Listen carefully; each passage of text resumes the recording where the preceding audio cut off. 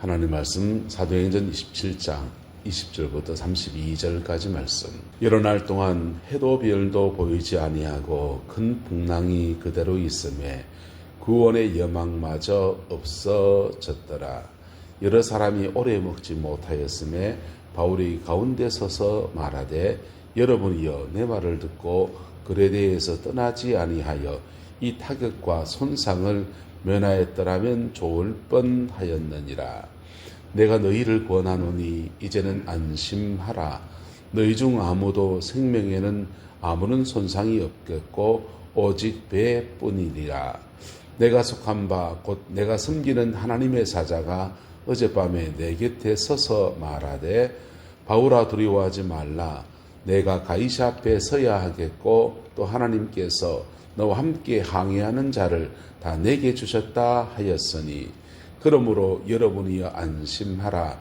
나는 내게 말씀하신 그대로 되리라고 하나님을 믿노라. 그런즉 우리가 반드시 한 섬에 걸리리라 하더라. 열 나흘에 되는 날 밤에 우리가 아드리아 바다에서 이리저리 쫓겨가다가 자정쯤 되어 사공들이 어느 육지에 가까워지는 줄을 짐작하고 물을 재어보니 20길이 되고 조금 가다가 다시 재니 15길이라. 암초에 걸릴까 하여 보물로 단 4칠 내리고 날이 3기를 고대하니라. 사공들이 도망하고자 하여 이물에서 닻을 내리는 채하고 그릇배를 바다에 내려놓거늘 바울이 백부장과 군인들에게 이르되 이 사람들이 배에 있지 아니하면 너희가 구원을 얻지 못하리라 하니 이에 군인들이 그릇줄을 끊어 떼어버리니라. 아멘. 사람들이 위기를 닥치면 위기 속에서 위기를 타개해보고자 여러 가지 노력을 합니다. 노력해도 안 되면 버릴 것을 버리기 시작합니다. 이 배에 탄 사람들의 모습이 이렇습니다.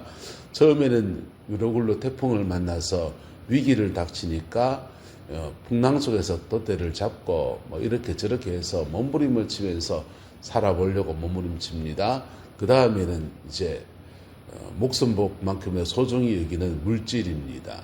밀이나 이거 식민지에서 세금으로 거둔 것, 수탈한 것 이런 거 다 싣고 가다가 그런 것들을 바다에 빠뜨립니다. 그 다음에는 배의 기구들을 버렸습니다. 그렇게 위기를 지나가는데 우왕좌왕합니다. 그런데 그 위기를 이제 좀 지나가고 고비고비를 지나갈 때 예언의 음성이 들려집니다. 할렐루야. 그 음성이 우리에게 들려지면 그 음성 따라서 쭉 가면 성령님의 인도하심 속에서 승리의 역사가 일어나게 되는 겁니다. 바울 사도만 예수님 믿고 나머지는 안 믿어요. 하지만 그 음성 들은 사람, 믿음의 한 사람 때문에 모든 사람이 사실은 성령님의 인도하심 속에 있게 되는 것입니다. 한국교회나 지금 한국사회도 굉장히 혼란스럽습니다. 어떻게 될지 바깥에서 부는 바람과 안에서 내부에서 일어나는 바람들 속에서 좌왕좌왕하고 있습니다. 어제 포항에서 목회하는 친구랑 통화했는데 포항 제철 공장 안에 그 원자로 2개가 이제 불을 끄고 현대제철이 문을 닫고 포항이 지금 엉망진창이라는 겁니다. 포항만 엉망진창이겠습니까? 거제도나 창원이나 이런 데도 난리 지나갔어. 지금 대한민국 전체의 제조업이 굉장한 위기 상황에 지나가고 있고 국제정세가 요동치면 수출로 먹고 사는 나라이기 때문에 국제정세가 안정이 되고 소비 심리가 일어나야 우리는 밥 먹고 사는데 이게 불안한 거예요. 지금 잘 나가는 데는 방위산업체만 잘 나가고 있어요. 왜냐하면 국제정세가 불안하면 군비를 정항하려고 하니까 방위산업체만 지금 대한민국에서 가장 잘 나가고 있습니다. 이런 위기 상황을 지나갈 때 성령님의 인도함을 받는 한국교회이기를 원하고 또한 우리 인생에도 위기 상황에서 성령님의 인도함 받는 저와 여러분 되시기를 예수 이름으로 축복합니다. 이 배는 사실은 그 풍랑과 속에서 배와 화물과 사람의 생명까지 큰 위기에 닥칠 배였습니다. 하지만 중보자가 있을 때 그 중보자의 기도와 간구 안에서 이 배는 위기 속에서 배와 화물은 잃어버릴지 모르지만 생명은 잃지 않을 것이다 라고 하는 하나님의 음성이 들려졌습니다. 여러 날 동안에 해도 별도 보이지 않고 큰 풍랑은 그대로 있고 구원의 여망마저 없어졌다 했어요. 이때 오래 먹지 못하고 사람들이 밥 먹지 못하고 이리저리 헤맬 정도로 그랬다면 얼마나 지금 금박했겠습니까? 사도 바울이 이때 선포하여서 예언의 말씀을 줍니다. 이제 너희를 권하노니 이제는 안심하라. 너희 중 아무도 생명에는 아무런 손상이 없겠고 오직 배뿐이다. 이렇게 주님의 음성을 전달합니다. 그리고는 하나님의 사자가 말씀하셨던 것을 선포해 줍니다. 바울아 두려워하지 말라.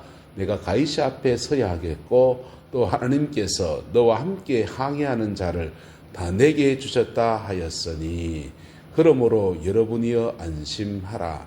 나는 내게 말씀하신 그대로 되리라고 하나님을 믿노라 라고 선포했습니다. 이때부터 바울 사도는 저 사람 뭔가 다르네 하는 영적인 지도자로서의 위상을 가지게 된 것입니다. 그리고 선포해 주었습니다. 우리가 반드시 한 섬에 걸리리라. 예언은 이때 정말 중요한 것입니다. 예언이라고 하는 사역은 한국교회에서 예언 사역은 사람들이 때로는 점치는 것처럼 오해합니다.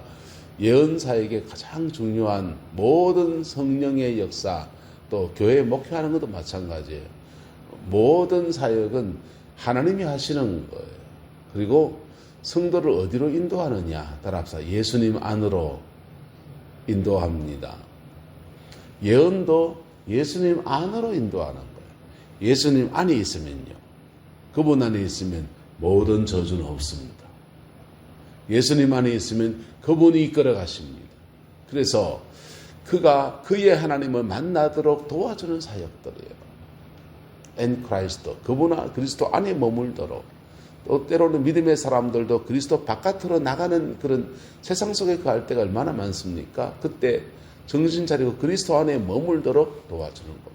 그게 스킬이 좀 들어가서 부드러운 말로 하고 권하면서 그렇게 하기도 하고 때로는 강한 책망도 할 수 있겠지만 그런 것보다는 마음을 얻어가면서 이렇게 나가는 것이죠. 그런데 그리스도 안에 머물게 해주면 그분이 이끌어 가시는 거예요. 예언 사역을 할 때 이제 한국교회 안에 점치듯이 사역을 하는 분들이 들어 계셔요. 잘 맞을 수도 있어요. 근데 틀릴 수도 있습니다. 신유의 은사는 10명을 안수를 해서 한 명이 나와도 그분은 거짓이라 말하지 않아요. 왜냐하면 하나는 다 안 났거든요. 다 안 났거든요. 상대방의 믿음과 반응하고 예언은 달라요. 예언은 말하면 하나님의 음성을 전달한 거기 때문에 예언은 다 맞아야 된다고 사람들은 생각합니다. 10개 예언하다가 1개 틀렸는데 9개 맞고 1개 틀리면 거짓 선지자입니까? 진짜입니까? 가짜라고 생각합니다.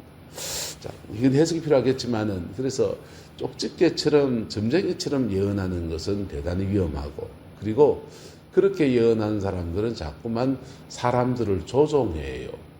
사람들을 엔 크라이스트 그리스도 안에 인도해서 주님이 그의 목자가 되도록 끌어주는 게 아니라 내가 한 말, 내가 예언 네 따라해야 돼 하면서 자기도 모르게 그 사람을 조종하는 그런 경향성을 띠게 됩니다.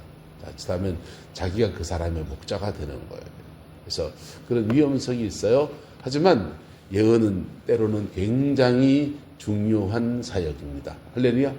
우리 사도 바울은 위기 상황 안에서 깊은 중보자였다가 갑자기 예언자로 등장합니다. 우리가 반드시 한 섬에 걸리리라 하면서 사람들의 마음을 안심시켜요. 이 안심시킬 때 사도 바울의 음성만 나갑니까? 성령이 함께 하십니까? 성령님께서 함께 하시는 사람들 마음에 평강을 주기도 하고 그리고 선포한 말씀대로 역사하셔서 그 배의 모든 사람을 지키고 보호하는 역사로 나아갑니다. 그리고는 사도 바울이 이 배의 리더십을 가지기 시작합니다. 열나흘째 되는 날에 꽤 오래됐지 않습니까? 아드리아 바다에서 이리저리 쫓겨갑니다. 돛대도 없고 삿대도 없는 상황이에요. 배를 제어할 수 없는 상황들, 자정점 되어서 사공들이 어느 육지가 가까워지는 줄 짐작했다. 배 사람들이니까 조금 더 본능적으로 가깝죠. 문냄새가 맡는 불냄새도 맡고요. 그리고 그 바닷가에 가면 갯내음도 맡고요. 이게 그 사람들은 오래 항해하다 보니까 본능적으로 저자라 바람 방향이 바뀌는 것만 봐도 육지가 가까워졌네. 갈매기가 나는 거 보니까 그렇네.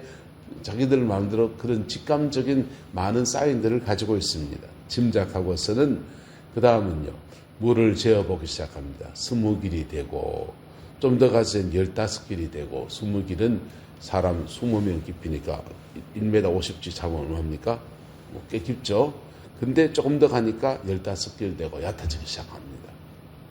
그 다음 이렇게 더 얕아지면 암초 가다가 근해에 가다 보면 암초가 있으니까 암초에 걸릴까 하여서 닻을 내려서 배를 고정시킵니다. 그리고 날이 세워서 이제 보고서 가려고 하는 것입니다. 근데 그 날이 세웠습니다. 사공들이 도망하고자 하여 이 물에서 닻을 내리는 척 하면서 무엇을 내려놓더라? 그릇배를 바다에 내려놓더라. 자기만 살겠다는 겁니다. 여러분, 위기 상황이 되면 사람들의 본능은 자기보호 본능이에요. 이 자본주의 시스템은 어떻게 되어 있냐 하면 이렇습니다. 학원 강사를 한다 하면 학원 강사로 좋은 강의를 하면 수강생이 몰려요. 수강생들이 학원 회비를 내니까 그 회비를 가지고서 좋은 강의를 한 사람은 그 강의를 돈을 받습니다. 더 많은 돈을 받습니다. 더 많은 돈을 받으니까 이 사람도 다른 강사들은 자기도 더 많은 돈을 받으면 더 강의 준비를 열심히 하고 성실하게 말하고 사람들과 소통하는 법을 조정하면서 더 강의를 잘하려고 합니다. 그리고 경쟁하면서 서로 이제 공익적 측면에서 이익이 되어지는 거예요. 수강생들은 수업 듣는 사람들은 더 좋은 강의를 더 많은 돈을 내기도 하고 더 많은 사람이 몰려서 강의를 들으니까 그 사람은 돈을 벌게 되는 거예요. 그래서 자기 개인은 자기 이득을 위해서 일하는데 크게 보면 공익이 되어지는 거예요. 크게 보면 공익이 되어지는 그 시스템이 자본주의의 시스템이에요. 그래서 나는 각자 자기의 삶에 대해서 돈을 받는데 그거 경쟁하면 할수록 더 많은 돈을 받으니까 자기는 더 경쟁하고 더 잘하려고 하고 그래서 더 많은 돈을 나중에 보면 공익적 측면에서 더 많은 돈이 국가적인 부가 생긴다든지 그러는 겁니다. 오늘날 삼성전자의 위기이다 하는데 그 위기가 뭐냐 하면 엔지니어들이 열심히 일하면 열심히 일한 데 대해서 성과급이 계속 주어져야 되는데 한국인은 평등사상이 대단히 강해요. 평등사상이 대단히 강하다 보니까 그 개발한 엔지니어에게 성과급이 제일 많이 가고 스톡옵션이 더 많이 가야 되는데 이 성과급을 공평하게 나눠버리는 그리고 엔지니어한테 그 핵심 엔지니어는 좀 더 주긴 하지만은 차등 지급을 하긴 하지만은 다른 나라 회사들하고 비교하면 이게 격차가 나니까 외국으로 핵심 인재가 나가버리는 거. 이게 자본주의 시스템을 우리가 좀 더 이해해야 될지. 근데 이 자본주의 시스템이 움직여지는데 배 사람들은 배를 열심히 관리하고 잘해서 항해를 하고 배삭스를 낸 사람들은 각자 이문을 냈는데 그것에 배를 타고 안전한 항해를 할 수 있어서 유익하고 서로 돈을 벌고 돈을 주고 받는 속에서 나중에 보면은 각자 이득이 되면서 공익이 되는 그 시스템입니다. 근데 위기가 닥치면 그것으로 해결이 안 되는 거예요. 따라서 소명의식을 가집시다. 위기가 닥치면 소명의식이 필요한 겁니다. 사공들이 내가 이 배에서 내가 해야 될 역할이 무엇인가? 내가 이것에서 책임의식과 이것을 어떻게 해야 될 것인가? 이거 우선 돼야 돼요. 각자 이득을 통해서 되었던 이 공동체는 위기 상황이 닥치면 확 깨져버려서 그래서 자기의 이득만을 추구해서 움직여야 돼. 각자 도생의 시대로 넘어갑니다. 사공들은 도망하고자 이물에서 닻을 내리는 채 하면서 그릇배를 내리고 그러면 사공들은 배를 잘 알고 물길을 잘 아니까 자기들은 살지 몰라요. 배에 탄 사람은 어떻게 됩니까? 사공들만 그렇습니까? 오늘 알겠지만 내일 읽을 본문에서는요. 군사들은요. 배가 암초에 걸려서 파손하게 되고 사람들이 배 육지가 가까우니까 헤엄쳐서 나가면 다 살 수 있는데 군사들 백부장 이하의 100명의 군사입니다. 군사들은 죄수들이 있는데 죄수들이 그런 과정에서 탈출해 버리게 되면 그 책임이 그 죄수를 지키는 군사들에게 있거든요. 그래서 그 사람 목숨은 자기 목숨을 내놔야 돼요. 차라리 이 배에서 죄수는 다 죽여버리십시다. 그 사람들도 각자 도생입니다. 여러분, 위기가 닥치면 이 공동체는 그렇게 와해되어버립니다. 이 자본주의 시스템의 문제는 또 뭐냐 하면 사회적 약자들이 설 자리가 없어져요. 그렇게 되면. 그것을 보완해서 사회적 기업 운동도 있고 복지국가 시스템도 구축해 나가는 것이요. 이것이 조화를 이루어서 인간이 가지고 온 이기심, 자기중심적 생각들이 자본주의 속에서 이것이 구현되도록 시스템화 시켜놓은 것들이 유지되어지도록 지켜가는 것은 리더십인 것입니다. 오늘 이 배에는 영적 리더십이 작동하고 있습니다. 사도 바울의 리더십이에요. 백부장과 군인들에게 이르되 이 사람들이 배에 있지 아니하면 너희가 무엇을 얻지 못하리라? 구원을 얻지 못하리라. 그랬더니 군인들이 뭘 끊어버렸다? 그릇줄을 끊어버렸다. 이 조그마한 쪽배, 구명정입니다. 구명정 끊어버렸다. 니하고 내하고 운명 공동체다.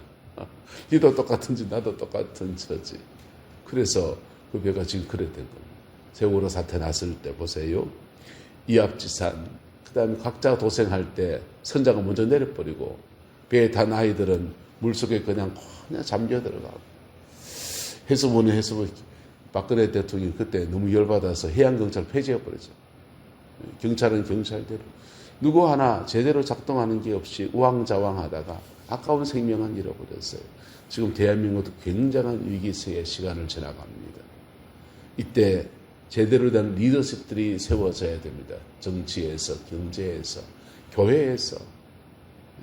덴마크라는 나라가 전쟁 배상금으로 좋은 토지 다 빼앗기고 위기 상황일 때 그룬트비 목사님이 일어서서 영적 리더십을 발휘합니다.